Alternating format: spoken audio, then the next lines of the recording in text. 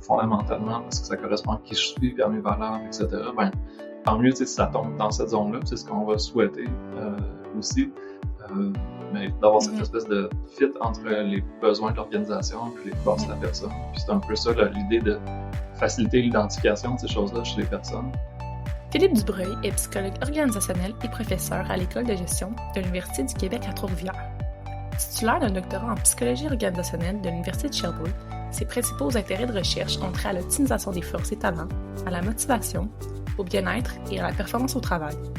Il est auteur de 20 articles scientifiques et d'une quarantaine de publications scientifiques présentées dans des congrès nationaux et internationaux, principalement au sujet de l'application et du développement des forces au travail.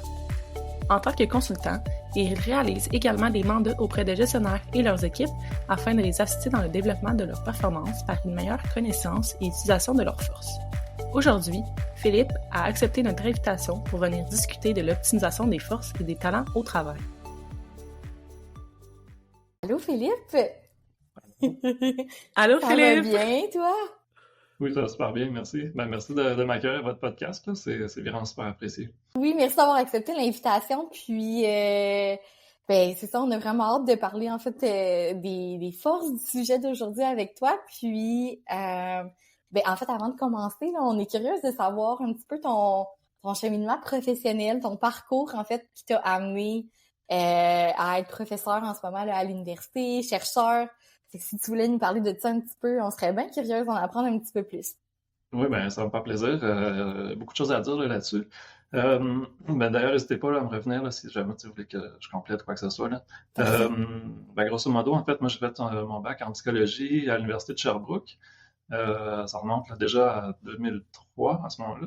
Puis ensuite, j'ai fait mon doctorat aussi en psychologie organisationnelle à l'Université de Sherbrooke. Puis c'est un programme dans lequel il y a si on veut, une concentration à la fois recherche et intervention aussi. Bien que ce ne soit pas nécessairement toujours nommé comme ça, mais on avait vraiment les deux volets qu'on couvrait. Puis moi, de mon côté, ben, c'est ça, en termes de recherche, je m'intéressais toujours à tout le volet, si on veut, positif, optimisation du fonctionnement, etc. Puis, entre autres, à travers, je dirais, la psychologie organisationnelle, ça me paraissait vraiment un bon fit là, pour m'intéresser finalement aux gens qui fonctionnent bien, si on veut, puis qui veulent aller encore mieux, puis à appliquer en fait la psychologie positive qui à ce moment-là était vraiment en émergence là, au niveau international. Ouais. Puis ce qui m'a amené vers les forces en particulier. Moi, pour l'anecdote, un petit peu, en 2006, j'ai assisté à une conférence à l'AIPTLF, c'est l'Association internationale d'expo du travail de langue française. C'était en Tunisie, puis il y avait Jacques Forêt qui présentait justement sur la psychologie positive à ce moment-là, en 2006. Puis, vous connaissez les qualités d'orateur là, de Jacques. Oui. Bref, il m'a un petit peu convaincu que la psychologie positive, c'était super intéressant. Puis moi, en termes de fit, ça correspondait vraiment beaucoup à qu'est-ce que je voulais faire. Je voulais travailler sur améliorer la santé psychologique, aller plus loin, tout ça. Puis on n'en savait pas beaucoup à ce sujet-là dans ce temps-là. Puis, de fil en aiguille, moi, j'avais parlé un petit peu à Jacques à la suite de sa conférence. Puis, il m'avait dit, si jamais ça t'intéresse, là, on pourrait peut-être travailler ensemble éventuellement quand tu feras ton doctorat, etc. Oh, wow. Ça va juste resté comme ça. Puis, quelques années plus tard, j'appelle Jacques. Puis, je lui dis, je sais pas si tu te souviens, on s'était parlé, tout ça. Puis, effectivement, je fais un doctorat. Puis, si ça t'intéresse, on pourrait travailler ensemble. Donc, je travaillais avec Jacques. Puis, on a déterminé un peu le sujet qui était justement par rapport aux forces, qui c'était une sorte de grosse racine là, par rapport à la psychologie positive, puis d'appliquer ça en contexte de travail. Puis, j'étais co-dirigé aussi par François Courcy, qui est professeur à l'Université de Sherbrooke aussi là, en psychologie organisationnelle, avec qui j'avais une feuille de route. Là, ça faisait un bout de temps que je travaillais avec lui depuis le bac, puis on avait une excellente relation de travail, puis ça allait super bien. Fait que j'ai un peu le meilleur des deux mondes là, avec moi. Jacques Forêt qui était super intéressant, super stimulant, travail sur le bien-être, sur l'optimisation, tout ça. Puis François Courcy avec qui j'avais une grande expérience de travail, de collaboration. Donc pour moi, c'était vraiment parfait. Là. Donc c'est un petit peu ça l'histoire. Puis après ça, tout a découlé, les recherches là-dessus. J'ai fait mon doctorat, on a publié des articles, puis c'est devenu un peu ma spécialité là, avec le temps. Là. Est-ce que ton intérêt il part depuis que t'es jeune pour la psychologie du travail ou ça s'est comme développé pendant ton... Ça s'est développé à travers mon intérêt pour la psychopositive, je dirais. Puis, tu sais, si je remonte peut-être un petit peu plus loin encore, moi, j'ai fait beaucoup de sport. J'étais sur l'équipe nationale de natation. Puis, OK. tout Wow. ce qui est Wow. ouais, merci, tout ce qui est l'optimisation du fonctionnement, le développement, aller au bout de soi-même, s'accomplir, puis tout ça, c'est des valeurs que je portais, puis dans lesquelles aussi j'étais immergé là, par mon environnement. Puis en psychologie, quand j'étudiais à l'URBAC, j'avais quasiment une frustration à savoir qu'il y avait très peu de choses à ce moment-là là-dessus. On était toujours en train d'expliquer, par exemple, l'ambition, la créativité ou peu importe quoi, tu sais, le volet d'optimisation, d'épanouissement à travers tu sais, des besoins non comblés, etc. Puis je me disais, est-ce qu'on peut juste vouloir optimiser, vouloir aller plus loin, tout ça, sans que ça soit l'inverse de quelque chose de négatif, là, si on veut. Puis, il y avait très, très peu de connaissances là-dessus. Puis je me disais, il y a tellement de contributions qu'on peut avoir en termes de connaissances, en termes aussi d'intervention, au niveau social aussi, si on peut améliorer, en fait, la santé psychologique, améliorer le bien-être, favoriser l'épanouissement, puis s'appuyer, en fait, sur des connaissances qui sont vraiment scientifiques, qui sont fondées, qui sont solides, de la même façon qu'on s'appuie sur ça pour faire aussi la thérapie, ben, il faut qu'on s'appuie sur des protocoles qui sont solides, qui sont fiables, sur des bonnes données pour améliorer aussi la santé psychologique. Puis c'est comme s'il y avait un désert de connaissances, là, bizarrement, par rapport à ça. Puis ben, c'est comme si la psychologie positive, à travers justement le contact que j'avais avec Jacques, là, on comme un peu introduit à tout ça. Puis là, ça a été vraiment une grosse ouverture par rapport à ça. Puis c'est vraiment l'étude scientifique, en fait, de l'épanouissement, du bien-être, du plein fonctionnement, de la pleine santé psychologique avec les méthodes, les connaissances, tout ça. Donc, pour moi, le fit était vraiment, vraiment parfait. Puis, ça correspondait beaucoup à mes valeurs, à ce que je voulais faire. Puis, je me suis dit, OK, moi, c'est là-dedans que je veux travailler. Puis, un petit peu à travers, là, de fil en aiguille aussi, la psychologie organisationnelle, le milieu de travail, il y avait vraiment un bon fit là, en termes de besoins puis de possibilités. Donc, c'est dans cette case-là, si on veut, que je me suis orienté dans cette spécialité-là. Puis effectivement, il y a plein de façons là, d'appliquer la psychologie positive aux organisations là, à travers l'optimisation du bien-être, le fonctionnement des équipes, les individus, le coaching, le développement des compétences, tout ça, il y a énormément de possibilités et de besoins. Ouais, puis je trouve ça fou intéressant quand on parle beaucoup de psychologie positive parce qu'un peu comme tu dis, tu sais, c'est il y a pas juste du négatif, tu sais, dans les besoins ou les choses qu'on veut travailler chez les gens. Puis, tu sais, justement, tu sais, un mot qui revient souvent, c'est optimiser, tu sais, que je t'entends dire. Puis, je serais comme curieuse de savoir, en fait, optimiser pour toi, c'est quoi? C'est quoi que ça veut dire, en fait, le fait d'optimiser comme quelque chose? Tu sais, on va parler des forces, mais en général, ouais, ça veut dire quoi pour toi? Pour moi, ça veut dire donner des outils aux personnes pour leur permettre d'aller plus loin, de se découvrir, de s'accomplir, de développer leur bien-être aussi, puis développer atteindre leurs aspirations. Donc, c'est vraiment ça, pour moi, c'est l'optimisation. Ouais. Si on prend la fameuse image, là, si on veut, d'une personne qui serait peut-être en détresse psychologique, qui vit des difficultés, etc., ben, on va lui donner des outils pour revenir à un niveau de santé adéquat, correct, fonctionnement, tout ça. Mais qu'est-ce qu'il y en a de l'autre partie? Il y a plein de monde qui fonctionne bien, mais on sait très bien que la pleine santé psychologique, c'est pas juste l'absence de problématiques, il y a tout un autre spectre, là, puis on peut aller encore mieux qu'on veut, on peut avoir plus de bien-être, plus épanoui, plus engagé dans tout ce qu'on fait. Mais comment on fait par rapport à ça? C'est quoi les outils dont on dispose? Ça? Donc pour moi, c'est tout ce morceau-là, aller encore mieux, en fait, qui m'intéresse. Ouais. Puis là, on mentionne aussi beaucoup le mot force. Puis là, d'ailleurs, t'es là avec nous aujourd'hui pour venir discuter des forces au travail et tout ça. Fait que je me demandais, est-ce que tu penses que tu peux nous expliquer un peu plus c'est quoi ce terme-là, en fait? C'est quoi les forces? Est-ce que tu as des exemples? Ça sert à quoi? Donc, voilà. Ben, ce qu'il faut dire à ce niveau-là, d'abord, il y a quand même plusieurs perspectives, plusieurs écoles de pensée aussi par rapport à ce qu'est une force. Comme vous savez, en recherche, en sciences, c'est très rare qu'on va avoir un consensus absolu là, sur quelque chose, puis surtout quand on développe des connaissances, souvent il y a plusieurs champs, si on veut, puis on finit par s'entendre sur certaines choses, mais souvent c'est comme un peu en ébullition, tout ça. Donc, mais tu sais, grosso modo, ce que je voudrais une force, ça va être caractérisé par trois grands volets, si on veut. Donc, un aspect d'authenticité, donc un aspect naturel, si on veut. Donc, une personne va dire, j'ai toujours été comme ça, je sais pas d'où ça vient, mais tu sais, je me reconnais là-dedans, je suis comme ça correspond beaucoup à moi. Il y a un aspect d'énergie plutôt. Le deuxième volet, qui est d'avoir ça nous procure de l'énergie. C'est pas quelque chose qui va nous drainer, mais c'est quelque chose qui va nous donner de l'énergie. On aime ça faire ça, ça nous stimule, etc. Puis il y a un autre aspect qui est l'aspect de performance. Donc, ici, c'est d'avoir de la facilité à faire cette chose-là. C'est encore une fois, une espèce de spontanéité envers cet élément-là. On a de la facilité, on apprend vite, on se développe vite, puis on performe facilement dans cette chose-là. Donc, l'aspect d'authenticité, l'aspect d'énergie, puis l'aspect de performance, qui sont les trois grandes caractéristiques, si on veut, d'une force. Donc, quand on applique ça au travail, ça veut dire, par exemple, une personne qui va avoir de la facilité à développer des stratégies, des plans d'action, par exemple, va dire, ben moi, je ne sais pas vraiment d'où ça vient, mais j'ai toujours cette facilité-là, à voir c'est quoi les étapes qu'on devrait envisager, structurer les choses, organiser ça de telle manière. Puis, quand c'est le temps par exemple, une personne lève la main pour faire ça, moi, c'est toujours tout de suite, j'ai intérêt pour ça, je veux faire ça, tout ça. Puis, j'ai la facilité, je performe. Tu sais, les gens me disent que j'organise bien les choses, tout ça. Puis, je ne sais pas d'où ça vient, mais c'est comme ça, puis j'aime ça, faire ça. Donc, ça, c'est un exemple, par exemple, d'une personne qui a une force là, dans un domaine particulier. Puis, est-ce que, parce qu'on en parlait aussi un petit peu au préalable là, à l'enregistrement, tu sais, on parlait comme d'intérêt et tout ça.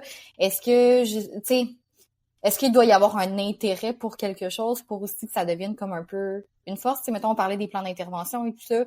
Est-ce qu'une personne est bon dans quelque chose parce que, tu sais, l'intérêt est comme une variable aussi finalement là-dedans? Oui, généralement, on va considérer que ça fait partie, si on veut, du concept, de la définition, l'aspect d'intérêt, de spontanéité envers l'activité. Sinon, c'est pas nécessairement considéré comme une force, c'est plus quelque chose dans lequel on est bon en tant que tel, mais pour que ça soit considéré comme une force. Vraiment, il y a cet aspect-là, justement, d'intérêt et d'énergie, là, plus spécifiquement. Puis, justement, dans le contexte de travail, c'est quoi le type de force, mettons, qu'on peut retrouver? Tu sais, ça peut être vraiment comme n'importe quoi? Encore une fois, ça va dépendre des perspectives. Il y a des perspectives qui sont un petit peu plus fermées, qui disent ben, une force, c'est la définition qu'on donne, par exemple, avec une classification. Donc, on a la classification du The Institute on Character, par exemple, qui va donner 24 forces.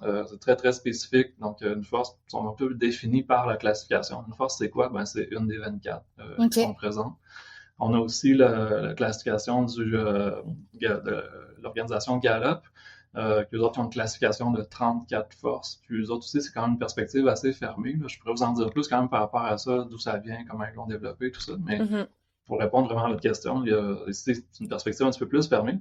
Puis il y a une autre perspective qui est un peu plus ouverte, qui dit, ben, dans la mesure où ça répond aux trois critères dont on a parlé, ça peut être considéré comme une force. Puis ça, ben, ça peut être identifié par un instrument de mesure psychométrique, ça peut être identifié aussi par une discussion qu'on a simplement sur qu'est-ce qui, justement, vous stimule en général, dans lequel vous êtes performante, puis vous connaissez là-dedans, tout ça. Des fois, c'est juste à travers des discussions qu'on a, puis on se rend compte, ça serait peut-être considéré comme une force, là, cet élément-là. Qu'est-ce que tu en penses? Ben, effectivement, puis là, on creuse un petit peu, puis on se rend compte que oui, ça répond vraiment à ces critères-là. Ça peut être considéré justement comme une force. Donc, le vrai terme, on va appeler on appelle ça du strength spotting. C'est le terme qui a été développé par Alex Linley et son équipe là, en Angleterre pour parler un peu de cette façon-là d'identifier les forces, là, par exemple en coaching, en discussion. Dans une perspective un petit peu plus ouverte. Là, tu as parlé qu'on pouvait faire un test en ligne, dans le fond, pour savoir c'est quoi nos forces? Oui, il y a différents tests qui sont disponibles. OK. Le plus populaire, je vous dirais, là, c'est celui du The Institute on Character, qui est un petit peu à la base là, de la psychologie positive aussi, qui est une espèce de colonne vertébrale de la psychologie positive, cette classification des forces-là qu'on étudie, qui peuvent être identifiées justement avec un test. Là. C'est le VIA Survey. Donc, ça, vous pouvez aller sur le site là, du The Institute on Character. Puis, vraiment, sur la page principale, le test peut être effectué, puis c'est disponible gratuitement. Donc, c'est pas d'ailleurs parce qu'il est gratuit que c'est un mauvais test. Au contraire, c'est un test vraiment qui a été financé par des gros instituts de recherche. Puis, c'est un test vraiment qui est rendu disponible là, gratuitement actuellement. OK. Mais bref, il y a ce test-là. Sinon, il y a aussi le test de l'organisation Gallup là, qui s'appelle le Clifton Strengths, qui est assez populaire aussi, qui est un petit peu plus axé sur le milieu de travail. Celui-là, OK. généralement, il va coûter environ 35 $ là, pour effectuer la passation. Puis, vous avez un rapport là, qui est fourni là, au terme de la passation, tout ça. Puis, on a OK. aussi le Strength Profile, qui est aussi à faire, mais celui-là est seulement en anglais, qui est une autre test sur les forces là, qui est basé sur la classification qui a été développée par Alex Lindley et son équipe là, en Angleterre. Puis ça, c'est une classification de 60 forces. OK. OK. Mais, mettons, dans ces... attends un petit peu, t'as dit comme à peu près 34 ou je sais pas combien d'autres Ben, il y a un test forces. à 24, un test à 34 forces, puis OK. un test à 60 forces. Oui. Puis, mettons, si on en nomme quelques-unes parmi ceux-là, juste pour qu'on puisse avoir Ben oui, c'est ça. un visuel un peu de comprendre c'est quoi. Oui, ben absolument. Par exemple, dans celui qui est un petit peu plus axé sur le travail, le Clifton Strengths, on va avoir des forces, par exemple, stratégiques, une force action, une force relationnelle, une force analytique. Donc, par exemple, stratégique, c'est un petit peu comme je te disais tout à l'heure, c'est une personne qui va avoir une facilité là, à développer des plans d'action, des stratégies, comment on va faire les choses. Une personne qui a un profil plus analytique, bien évidemment, en fait, qui a de la force analytique, ça va être évidemment une personne qui va avoir une facilité à analyser les choses, à synthétiser l'information, à aller à la racine là, des éléments, qui va aimer prendre une masse d'informations, puis peut distiller ça, puis aller vraiment à l'essentiel. Puis c'est comme un petit peu naturel, là, faire ça facilement, puis elle va même aimer faire ça. Une personne relationnelle, ben, c'est une personne qui va avoir une facilité à entrer en relation avec les personnes, à nourrir des relations fortes avec les personnes, une relation de confiance, puis qui va être naturellement aussi dirigée vers les gens, porter à aller vers les personnes, puis discuter, développer une relation forte. Une personne qui a une force, par exemple, au niveau communication, ça va être une personne qui a de la facilité à communiquer, puis qui va aimer prendre la parole en public pour, c'est ça, pour communiquer, pour transmettre de l'information, etc. Puis ça, c'est intéressant. J'ai eu l'occasion de le faire une fois dans une équipe de travail où ça a été un petit peu une révélation. Il y avait une personne qui avait cette force-là de communication, puis les autres collègues ne le savaient pas nécessairement. Puis OK. ça a fait en sorte que il y avait un projet là, qui était qui s'en venait là, qui était de faire une espèce de journée thématique là, avec une animation en avant, tout ça. Puis la gestionnaire qui était en charge de cette journée-là, elle n'allait même pas ça faire ça, elle était très stressée par tout ça, ça lui prenait beaucoup de temps, tout ça. Puis en discutant, ben là, c'est rendu compte par un crime, de ton côté, c'est quelque chose en fait que t'aimes faire, t'as de la facilité, puis ça t'énergie, tout ça, ben est-ce que tu serais intéressé à ce qu'on co-anime ensemble, que tu prennes une partie de tout ça? Puis la personne, ben oui, c'est sûr que oui, c'est comme naturel, c'est facile, puis ça a donné un peu lieu à une réorganisation là, du fonctionnement de cette équipe-là sur cette base-là, puis ça a sauvé beaucoup de temps à la gestionnaire aussi, puis ça a mis en valeur là, la force de cette personne-là. Fait que ça, c'était une discussion super intéressante sur la base là, de ce test-là qui a été fait. Ouais, vraiment. Puis, C'est un exemple, là, par exemple, mais c'est comme je disais sur la classification du Gallup StrengthsFinder. Je dis StrengthsFinder parce qu'avant, c'était l'ancien nom, maintenant, c'est le Clifton Strengths. OK. Sinon, la classification là, du The Institute on Character, le VIA Survey, ici, on va avoir une force, par exemple, perspective, qui va avoir cette capacité-là, justement, à prendre du recul, à analyser aussi les choses.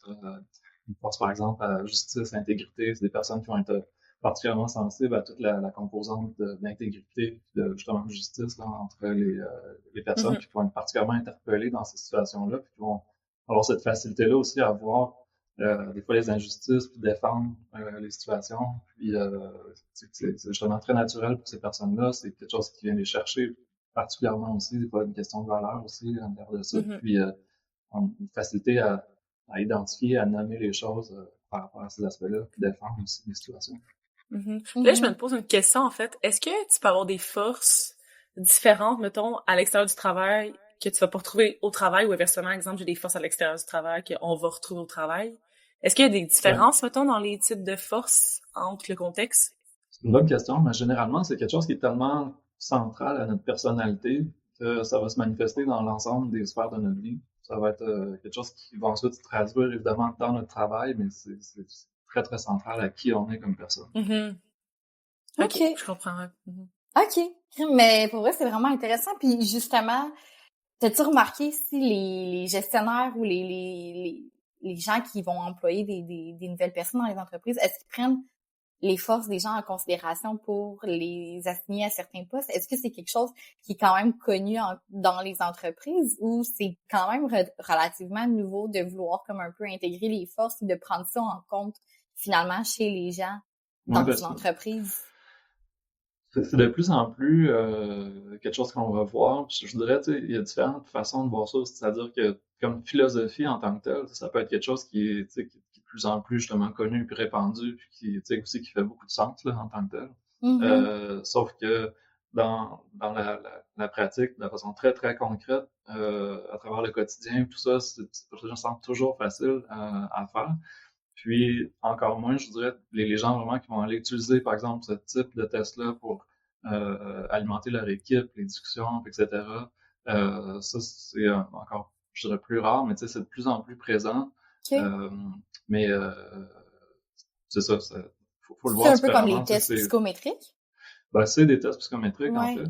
La Okay. distinction, c'est que c'est un angle particulier Ok. qu'on va chercher à ce niveau-là par rapport aux forces. Mais c'est ça. Donc, tu sais, c'est en termes de philosophie de gestion, comme je disais, c'est quelque chose qui est répandu. Maintenant, combien de personnes vont vraiment utiliser, par exemple, ce type de test-là avec leurs équipes, puis en discuter, puis ensuite attribuer le travail en fonction? Ça, je dirais, c'est moins fréquent, mais de plus en plus, on va avoir tendance à le voir. L'intérêt par rapport à ça. Puis qu'est-ce que les gens ou les gestionnaires, justement, pourraient bénéficier de faire ces tests-là avec leurs équipes, par exemple? Ben, en fait, c'est vraiment intéressant parce que c'est une connaissance supplémentaire que ça nous apporte par rapport à nous-mêmes, puis par rapport à notre équipe aussi. Pour l'avoir fait avec différentes équipes, différents gestionnaires, beaucoup de gens qui me disent, moi j'ai fait toutes sortes de tests psychométriques là, dans ma vie, etc. Puis en tant que gestionnaire, là, des paniers de gestion, des tests, etc. Je vais faire plein de choses. Mais par contre, ce test-là en particulier, ça me donne une information qui est différente, qui est complémentaire à ce que je connais par rapport à moi. Puis, c'est très, très, très utile. Donc, Okay. les gestionnaires en retirent beaucoup quand même de faire ce type de test-là, parce que ça va vraiment chercher la racine de qu'est-ce qui nous motive en lien aussi avec qui on est en tant que tel. Donc, c'est un angle un petit peu différent. Puis, c'est très, très utile. Puis, de faire ça avec les équipes, c'est très utile aussi parce que ça permet d'éclairer certains comportements, ça permet de mieux se connaître, d'attribuer aussi le travail un petit peu plus en fonction des forces de chaque personne. Donc ça, c'est quelque chose qui est très intéressant. Ça va varier encore une fois d'une équipe à l'autre, d'un contexte à l'autre, d'une entreprise à l'autre, dépendamment là, ben, c'est ça, à la fois des tâches, de l'hétérogénéité, du fonctionnement de l'équipe, etc. Ça va, il y a certaines équipes qui vont en bénéficier énormément, d'autres qui vont dire, ben nous, tu sais, les tâches sont tellement rigides puis déjà préassignées que c'est difficile, on n'a pas vraiment beaucoup de marge de manœuvre, donc qu'est-ce qu'on peut ajuster? Donc, faut être conscient aussi que c'est plus on a de latitude, plus on a d'autonomie, de possibilités, plus ça devient quelque chose qui est malléable finalement, on peut bénéficier d'une intervention comme ça. Okay. C'est ça, fait que dans le fond, ce que je comprends, c'est que oui, on peut venir augmenter la performance de l'entreprise, etc., mais ça vient aussi affecter positivement l'employé, dans le fond, c'est ça? Ben, c'est sûr que oui, parce qu'il y a une meilleure convergence entre qui elle est, cette personne-là, fondamentalement, puis qu'est-ce qui la motive, puis ses zones de force, si on veut. Là. Donc, si on est capable de faire en sorte que la personne évolue davantage dans ces zones-là, avoir tendance à effectivement avoir plus de facilité, à être plus performante, plus motivée aussi dans ces éléments-là en particulier. Ben, on dirait, tu sais, je fais un peu le lien avec le sentiment de compétence, là, puisque, tu sais, on parlait aussi de la théorie de l'autodétermination et tout ça. Oui. Est-ce que il y a une différence entre le mot compétence, le mot force? Le mot talent. Le mot talent, c'est ça? Oui. C'est une bonne question. Ben, encore une fois, ça va dépendre beaucoup des perspectives, puis il y a beaucoup de confusion à travers ces termes-là. Faut être honnête et clair par rapport à ça. Des fois, on va parler de gestion des talents. Qu'est-ce que ça implique? Bon, en fait, c'est une gestion des ressources humaines, là, tout simplement. Mais plus spécifiquement, qu'est-ce qu'on entend, ça? Je vous dirais, tu sais, par exemple, pour la perspective de l'organisation Gallup, une force, à la base d'une force, il y a la notion de talent. Un talent, ça implique justement d'avoir cette facilité-là dans ce dans une tâche particulière, dans un domaine particulier, puis d'avoir un aspect de performance là, à l'intérieur de ça. Puis une force va être bâtie, si on veut, sur la base d'un talent. Une force, ça va être un talent finalement qu'on a déployé d'une façon spécifique et productive. Là. Donc ça, dans l'organisation Gallup, on a cette perspective-là. Dans la perspective du The Institute on Character dont je parlais tout à l'heure, c'est comme si cette question-là de talent est un petit peu implicite là, à la notion de force. Donc, les distinctions sont un petit peu floues, hein, pour être honnête, par rapport à tout ça. Mais le terme qui va être vraiment utilisé, qui est défini en tant que tel, c'est vraiment le terme de force. Hein. OK, parfait. Puis justement aussi, en t'écoutant parler, je pensais à différentes choses, là, puis une des questions qui m'est comme venue, c'est une force, en fait. C'est-tu quelque chose qui est inné ou c'est acquis? C'est quelque chose qu'on comme peut développer au fil du temps ou nécessairement on est avec cette force-là? J'avais la même question. Oui, c'est une super bonne question parce que ça évolue tellement, ces choses-là. Il y a la perspective, en fait, du The Institute on Character qui est la principale, je dirais, au niveau scientifique actuellement. On va considérer que une force, c'est quand même quelque chose qui est assez, j'oserais pas dire acquis, mais c'est quelque chose qui est assez central à notre personne, puis qui on est en tant que tel. Puis est-ce qu'on peut le développer, est-ce qu'on peut rendre une force plus saillante, si on veut, puis vraiment se concentrer sur ça? Oui, à ce niveau-là, la réponse est oui, on peut développer une force, se concentrer, par exemple, dire, moi je veux développer, par exemple, justement, mon intégrité, mon sentiment de justice, etc.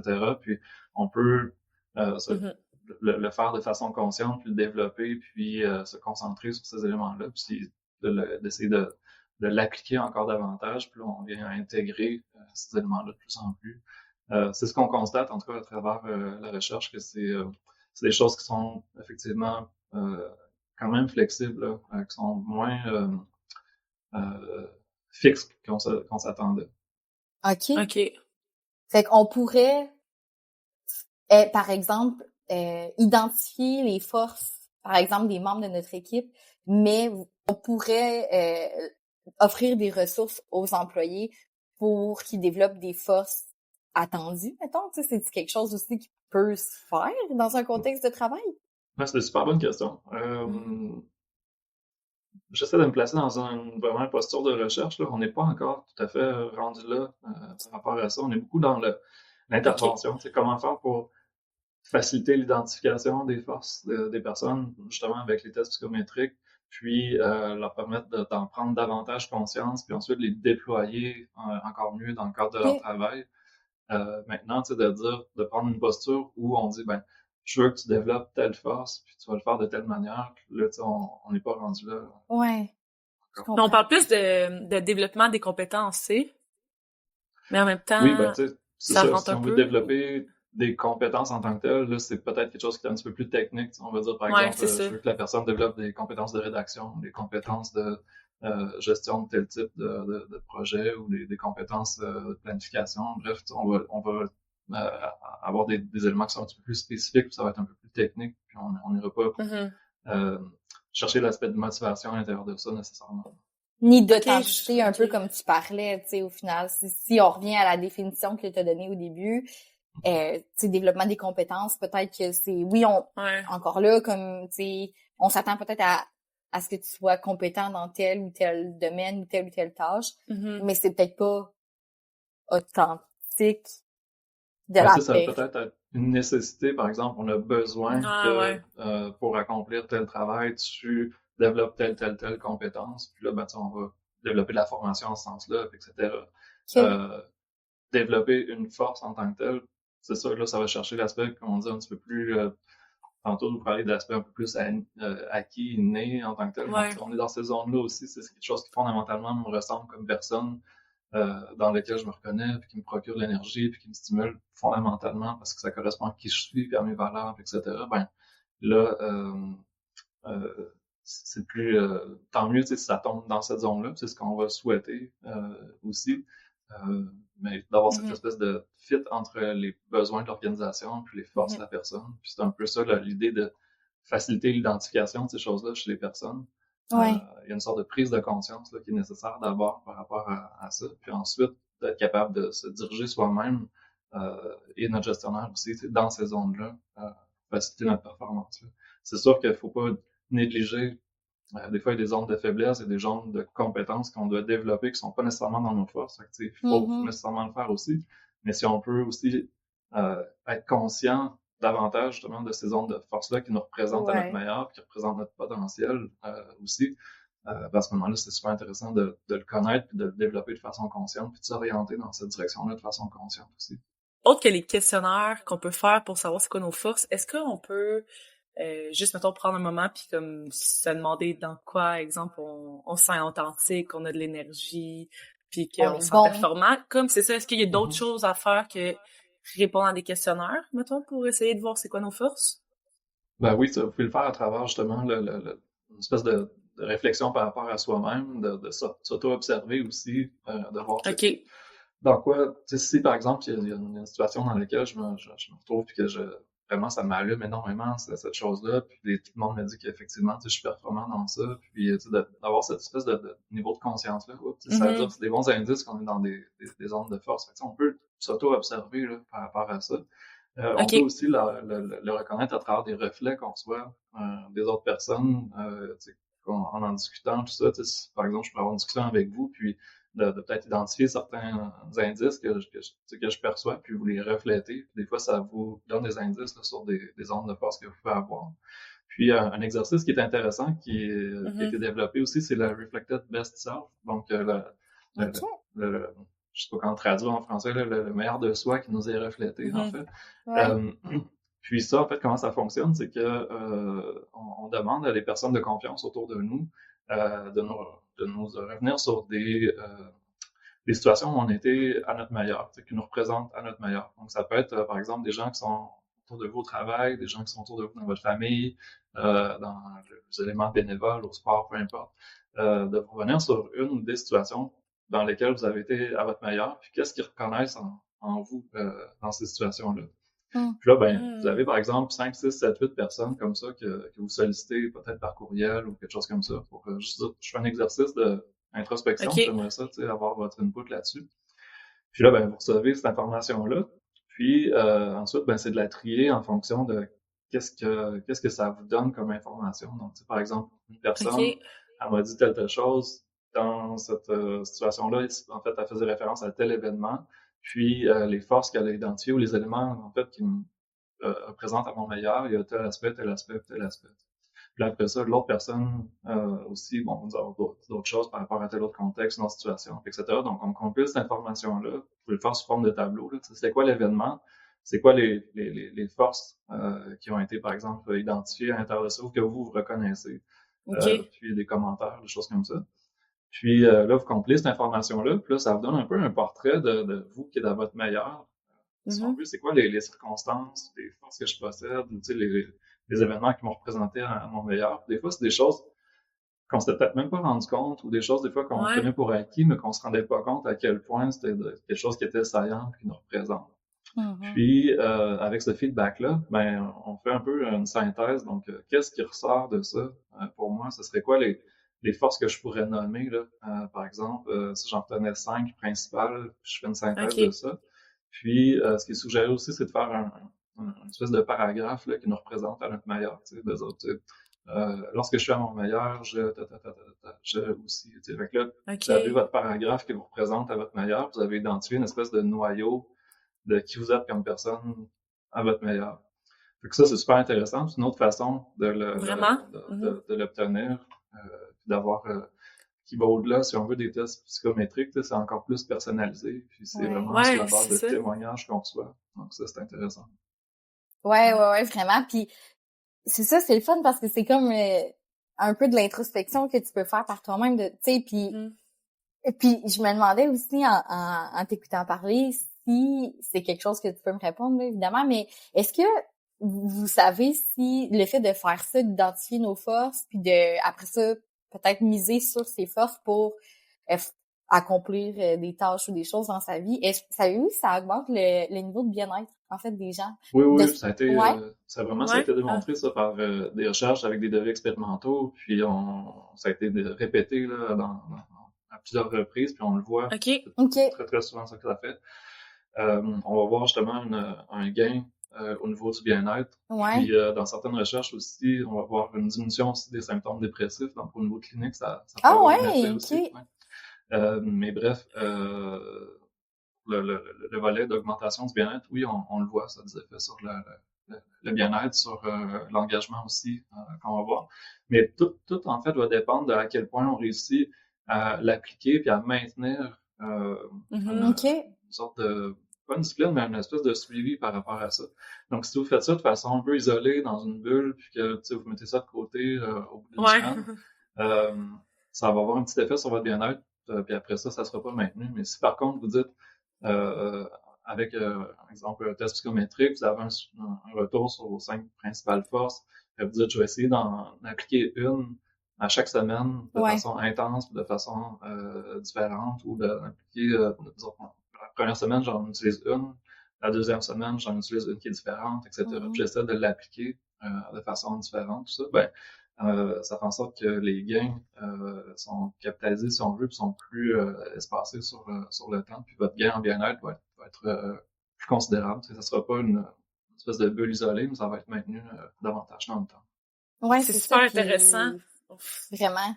Puis, dans le fond, ce que je pensais aussi par rapport à ça, c'est un peu de prendre habitude, finalement, de travailler ses forces, de faire l'exercice de nos forces, finalement, au quotidien, pour les mettre à profit, puis vraiment comme ça les approprier, pas juste d'en prendre conscience, mais justement de s'approprier finalement cette comme identité-là.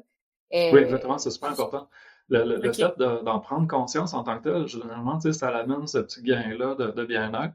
Puis après ça, c'est toute une question d'application. C'est-à-dire, par exemple, quelle habitude je peux prendre pour déployer davantage cette force-là? Une personne, c'est un exemple classique, c'est de personne qui a une force relationnelle, par exemple, puis qui en prend encore davantage conscience, c'est comme si ça vient comme affirmer un peu plus tout ça.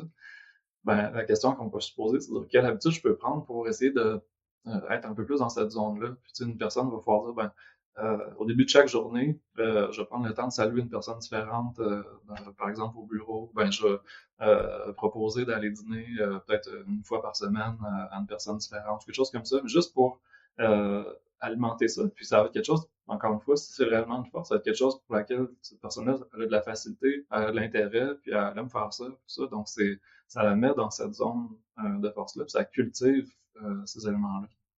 Ah, je trouve ça vraiment le fun, puis c'est full... On dirait instinctivement, mettons qu'on en parle, c'est comme hey, oui, c'est le fun, ça fait du sens, puis comme tout le monde peut appliquer ça aussi, tu sais, ça va rejoindre tout le monde. Fait que, tu sais, je trouve ça vraiment le fun parce que ça nous concerne tous, là, vraiment. Fait que... Puis, je trouve ça le fun. Puis, tu sais, aussi, on parlait tantôt que, tu sais, le fait de optimiser puis de vraiment agir sur en tenant compte de nos forces, et ça vient augmenter l'engagement, la performance. Y a-t-il d'autres retombées, finalement, de ces forces-là, tu sais, dans un contexte, justement, tu sais, d'entreprise? Oui, l'engagement, la performance... on est beaucoup dans une perspective individuelle pour le moment. Donc, ce qu'on sait en termes de recherche, c'est que oui, ça a un effet sur le bien-être, sur l'engagement, sur la performance. C'est pas les principaux éléments. Mais chacun de ces éléments-là peut être un petit peu décomposé aussi. Qu'est-ce qu'on entend exactement par bien-être? Qu'est-ce qu'on entend exactement par performance? C'est là que ça devient... on est dans les subtilités, mais c'est intéressant. Par exemple, au niveau du bien-être, généralement, on va parler que ça a un effet sur les émotions positives. Donc, sur, par exemple, la fierté, sur... la joie en tant que telle, etc. Mais ça a aussi un impact sur, par exemple, on appelle ça l'auto-efficacité, donc le sentiment de confiance en ses propres capacités. Ça a aussi un impact sur notre estime de soi. Donc, si on peut mettre ça dans la case, si on veut, du bien-être. L'engagement, on voit que ça a un impact sur notre énergie au travail, sur notre engagement, en fait, l'engagement dedication, à quel point on s'investit au travail aussi, sur notre état de flow. Puis, ça va avoir aussi un impact au niveau de la performance, sur notre performance qu'on appelle la performance de tâche, c'est en fait faire le travail qui est attendu correctement, tout ça. Donc, on va le faire bien, mais il y a aussi la performance qu'on va appeler la performance contextuelle. Donc, ça, c'est faire les tâches, en fait, pas nécessairement les tâches, mais c'est les choses qui sont pas nécessairement dans notre description de tâches, mais qui contribuent au fonctionnement de l'organisation. Donc, par exemple, entraider, donc avoir l'entraide avec ses collègues, faire des suggestions sur qu'est-ce qu'on pourrait faire de mieux ou de plus ou de différent pour améliorer notre fonctionnement au travail. C'est bien s'adapter au contexte de changement, être proactif. Donc, ça, c'est la performance contextuelle. Puis, être dans nos zones de force, justement, mieux connaître nos forces, puis être sollicité dans nos forces, ben, ça nous aide justement à avoir une performance de tâche, mais aussi contextuelle qui est supérieure.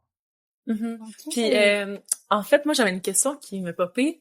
Tiens, mettons, on parle d'optimiser nos forces en milieu de travail. Là, je me demande, quand dans un contexte, de travail qui est pas nécessairement ouvert à miser sur les forces des employés, etc., comment on fait pour venir nous-mêmes développer nos forces en tant qu'employés? Ou quelqu'un qui est dans un contexte de travail aussi qui aime pas nécessairement. Ouais, c'est ça. C'est super important. C'est très, très important puis pertinent. Ben, je reviens justement d'un congrès en Europe, on avait toute cette discussion-là, à savoir à quel point l'environnement est fondamental et important pour permettre le déploiement des forces. C'est pas tous les environnements qui permettent ça non plus.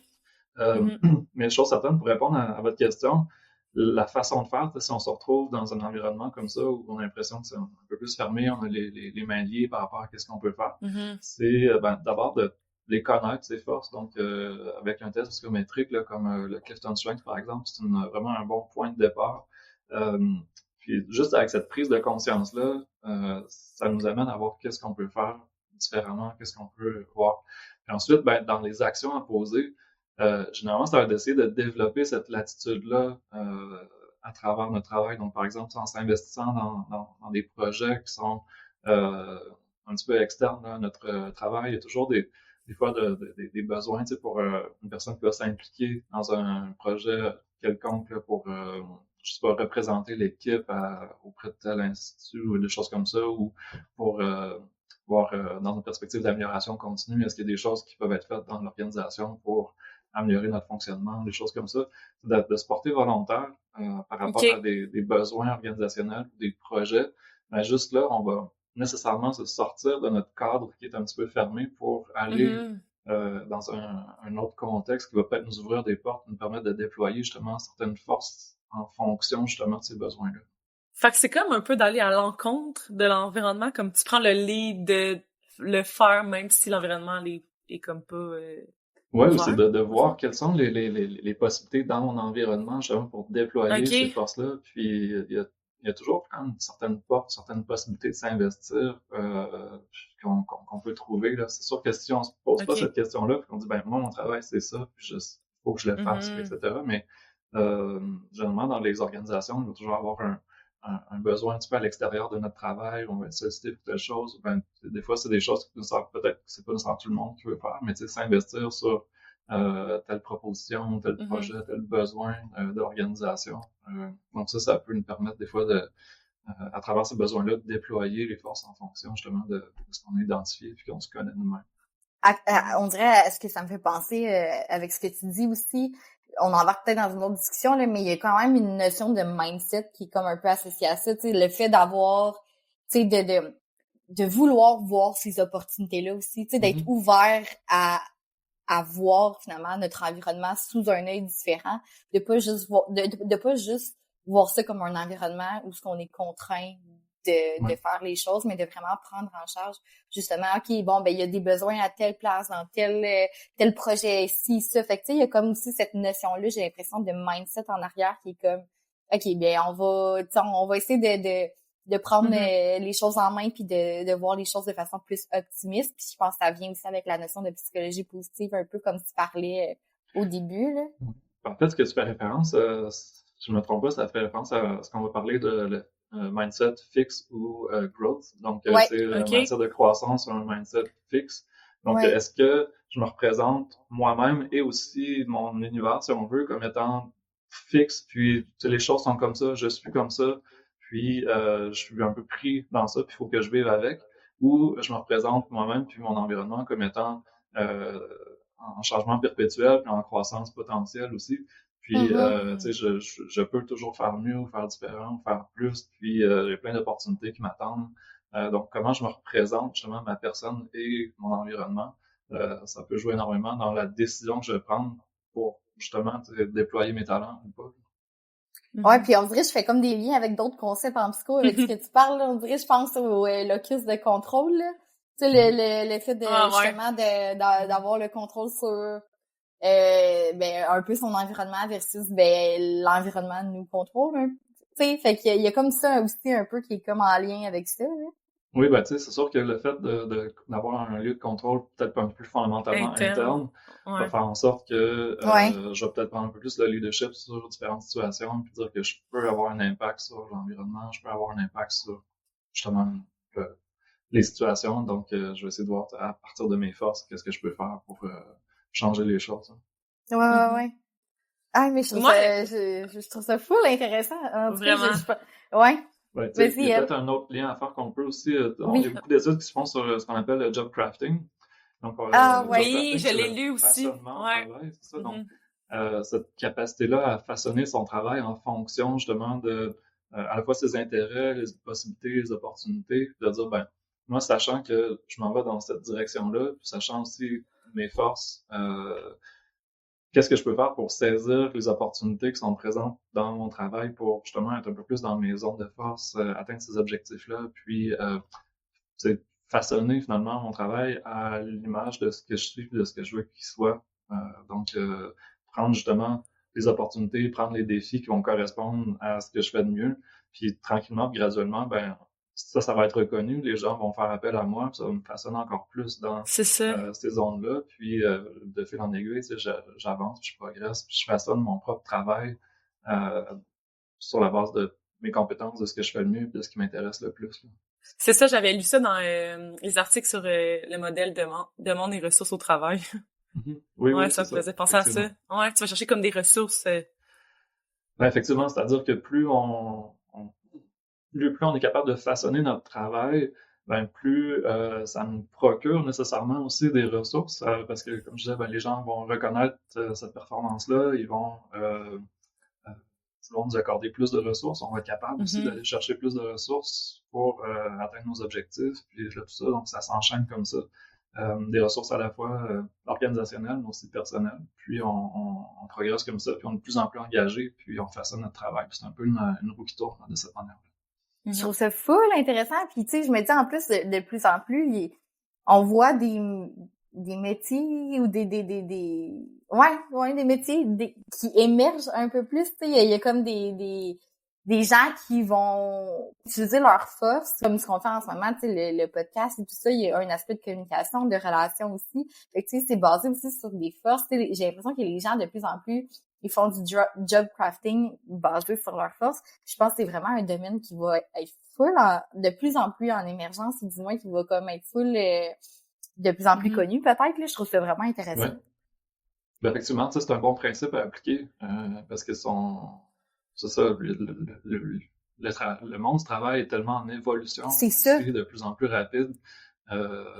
Donc, je trouve une bonne stratégie là d'avoir cette approche-là, de dire bon, quels sont mes talents. C'est un petit peu ça aussi l'approche en fait qui était proposée par Donald Clifton, qui est si on veut le père là, de l'approche par rapport aux forces. Excusez-moi, initialement, lui, il travaillait en fait, il a fondé sa propre firme de sélection de personnel. Puis, il était très, très intéressé par toute cette question-là, justement, de force, puis de talent. Puis, à travers des entrevues qu'il menait, il essayait toujours d'identifier quelles sont ces zones-là dans lesquelles les personnes une forme d'aspect naturel, d'énergie, puis de performance. Puis, il essayait de les orienter ensuite dans en fait, il faisait des entrevues, identifiait ces éléments-là, puis essayait de les orienter par après dans des emplois qui correspondaient à ces éléments-là.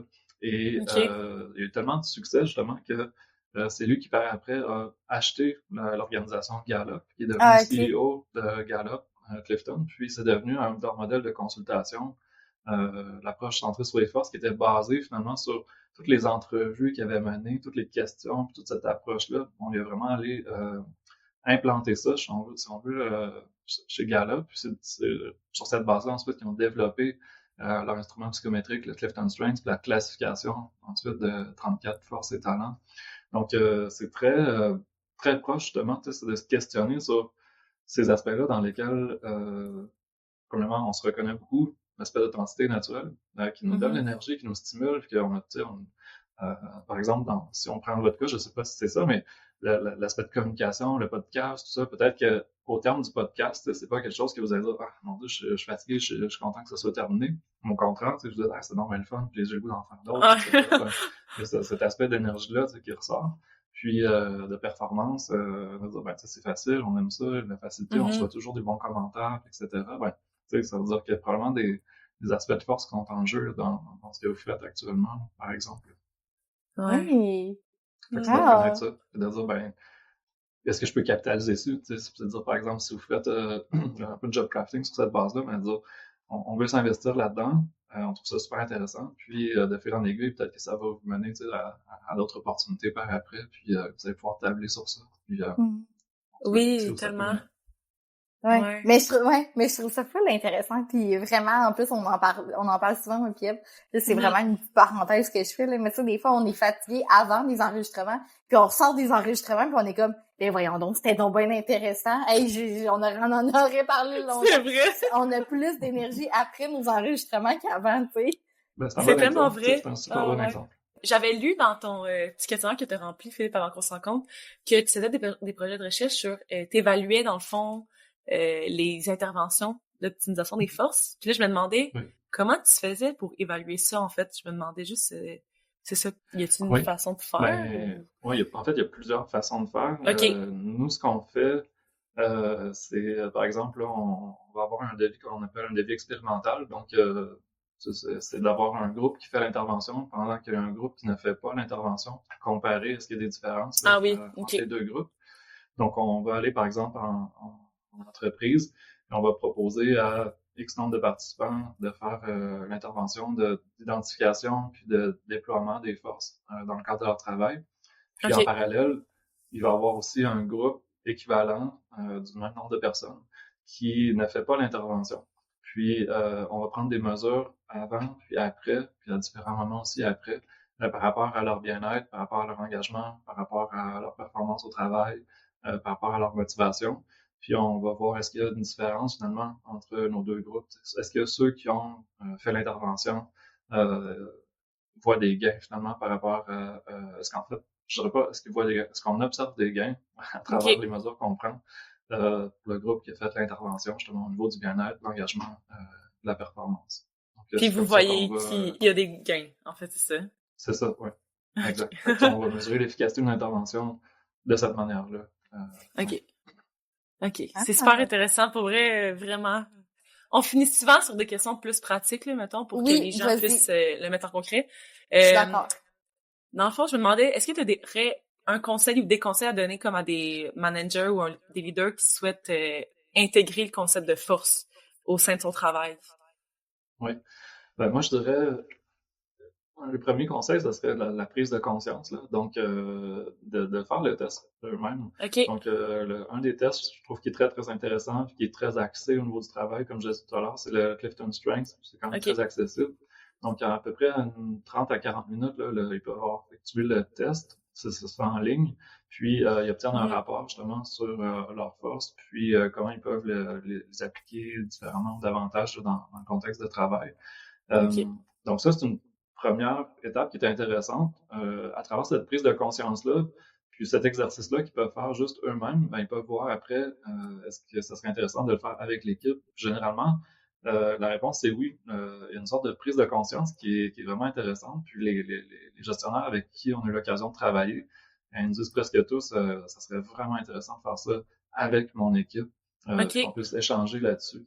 Donc, généralement, le fait de l'essayer en tant que tel, ça donne un petit peu une idée. Puis après ça, si la personne voit que ça vaut la peine, ben effectivement, elle peut proposer à son équipe chaque personne fait le test, puis d'échanger en équipe sur les résultats de chacun, puis comment ils se reconnaissent ou pas aussi là-dedans. Des fois, ça peut être intéressant de voir dans quoi je me reconnais en particulier, peut-être un petit peu moins par rapport à telle chose, nuancer tout ça.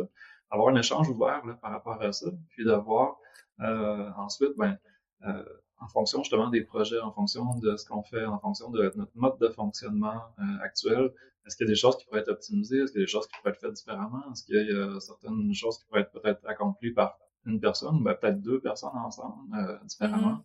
Puis là, ça va dépendre vraiment beaucoup des équipes. Il y a des équipes, comme je vous disais, des fois qui voient peut-être un petit peu moins intérêt, puis disent, donc, on a l'impression déjà qu'on travaille beaucoup sur la base de nos forces, puis que c'est peut-être un petit peu plus difficile de se répartir les choses différemment.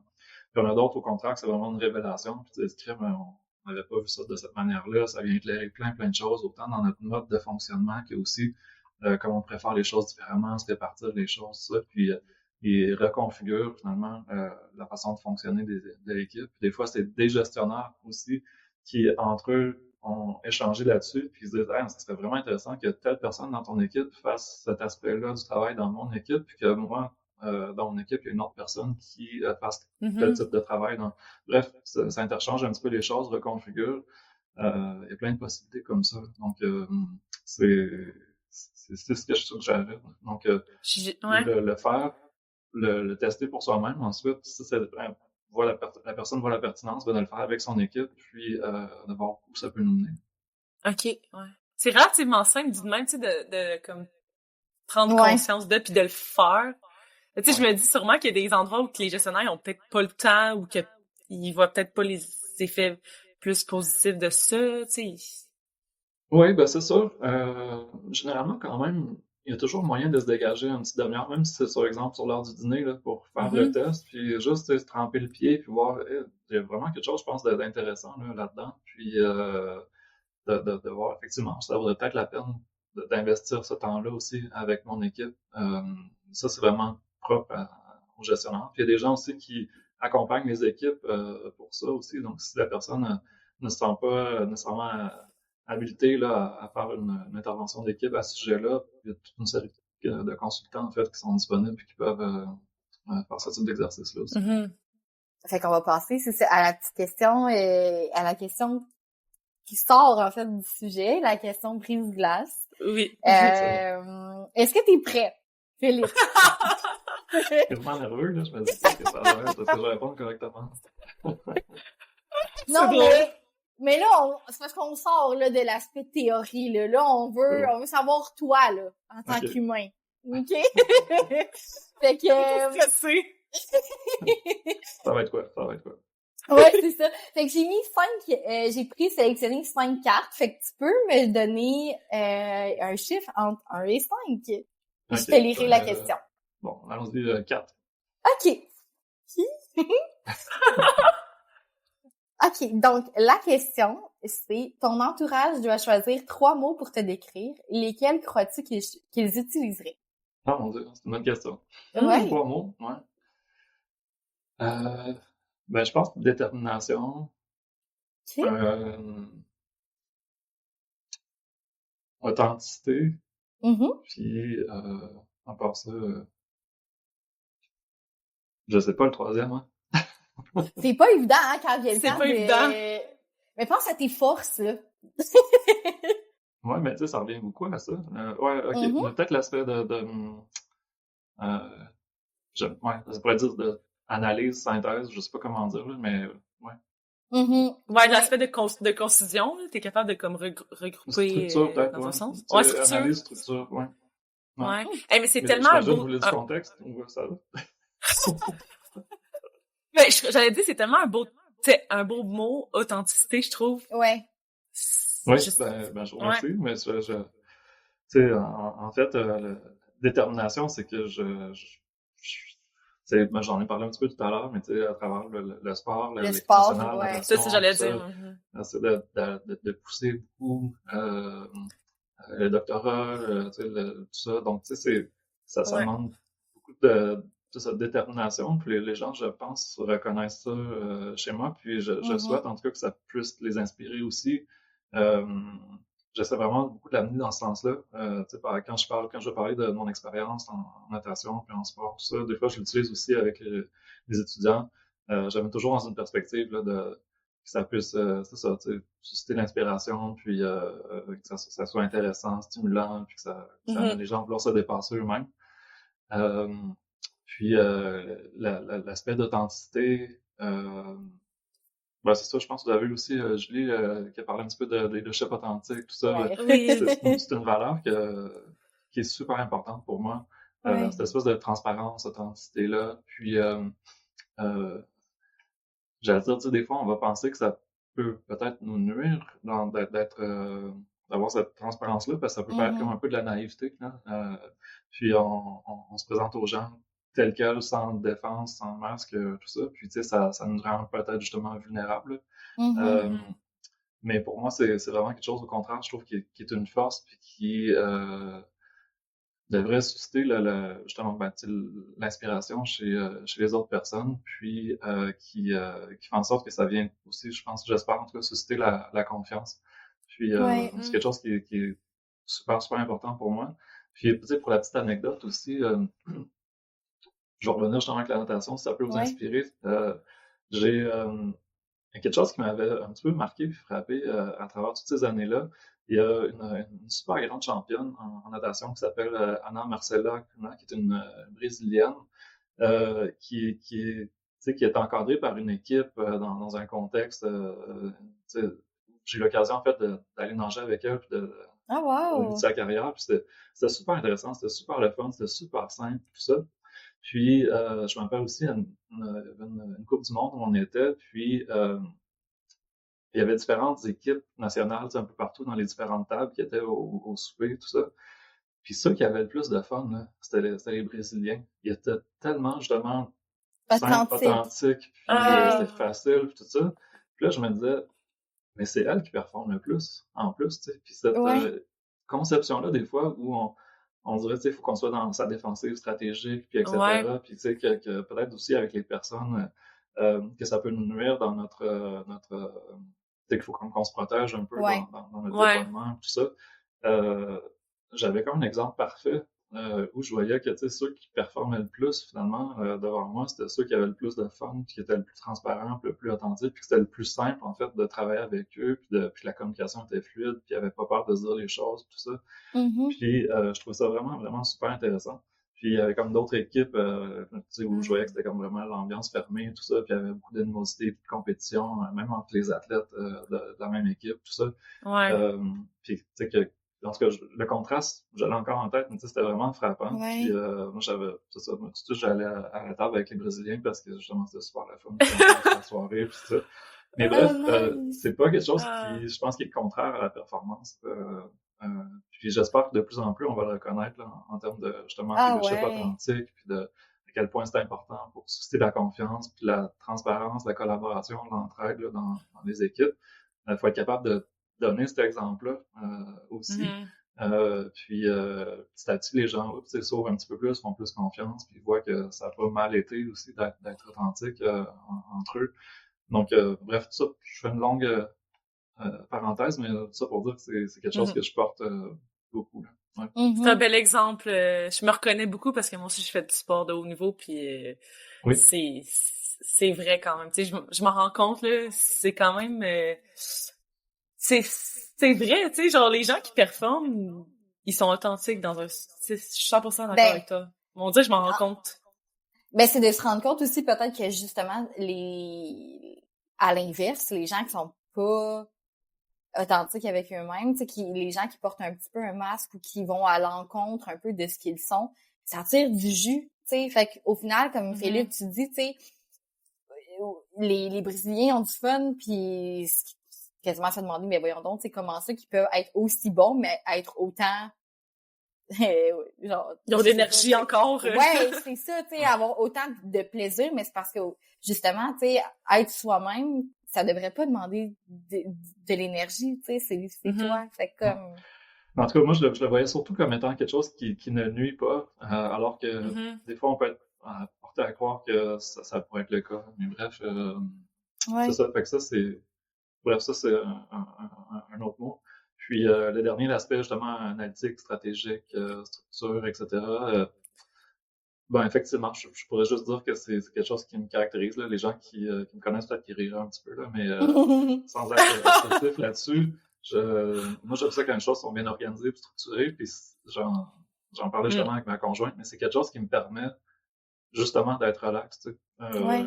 Quand c'est bien Mm. organisé, puis que c'est bien structuré, puis qu'il n'y a pas de surprise, puis que, bon, tu sais, que tu es prêt à faire face à toute éventualité, ben, ça fait en sorte que tu peux te permettre justement d'être plus relax dans le quotidien, puis tout ça, puis on dirait qu'il n'y a rien qui peut t'ébranler, quoique c'est pas ça toujours le cas, évidemment, mais cet aspect-là de structure, d'organisation, c'est quelque chose qui me ressemble, puis je trouve ça important aussi. Ben, j'imagine en tant que chercheur, faut que ça vienne ça avec. Tu sais, quand t'écris tes articles scientifiques, ça, t'as une certaine structure à avoir aussi. Ouais, ben là, c'est sûr qu'il faut être hyper pointueux, là, parce que là, c'est quasiment le risque, dans le sens que en recherche, ben, il faut essayer de tout contrôler. Faut être certain que ce qui explique finalement la différence ou l'effet, ben, c'est vraiment l'intervention, c'est ce qu'on a fait, ça peut pas être autre chose.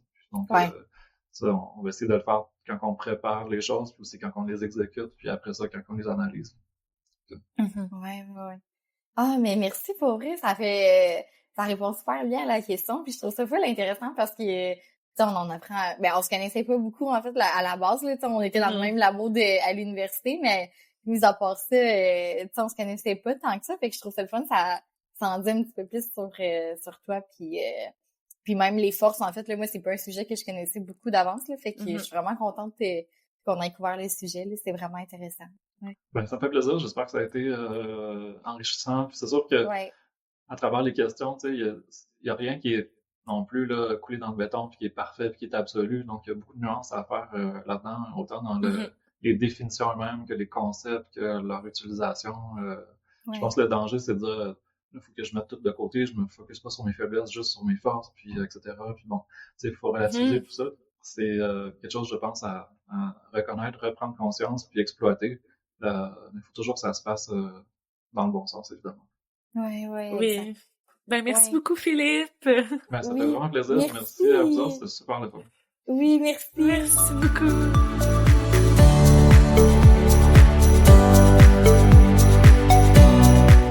N'hésitez pas à nous suivre sur nos différentes plateformes, Spotify, Apple Podcasts, Instagram, LinkedIn et TikTok. Nous partageons du contenu régulièrement. Soyez des nôtres et prenez part à des discussions enrichissantes sur différents thèmes en lien avec la santé organisationnelle. Pour des questions de type team building ou brise-glace, utilisez notre code promo ERH sur le site web meilleur.com pour économiser 15% de rabais sur votre commande.